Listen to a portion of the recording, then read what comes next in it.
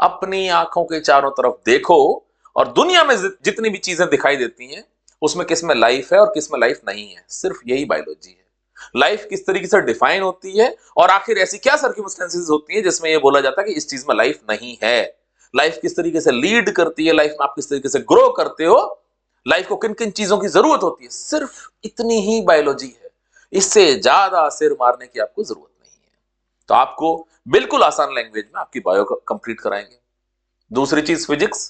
तो जैसे मैंने अभी कुछ देर पहले कहा कि अपने चारों तरफ की चीजों को देखो और उसी में महसूस करो। Physics something related to physical, यानी किसी भी चीज का शेप कैसा है, किसी भी चीज का साइज कैसा है, कोई चीज जो है उसका लुक एंड फील कैसा है, वो छूने में कैसी महसूस होती है, यही सारी चीजें तो फिजिक्स है। इसके अलावा और फिजिक्स क्या है? तो फिजिक्स को भी बिल्कुल बायो की तरीके से, बिल्कुल आसान लैंग्वेज में। और तीसरी चीज केमिस्ट्री, जिसका आज सबसे पहला चैप्टर है और उसका सबसे पहला लेक्चर हम लोग यहां पर कर रहे हैं।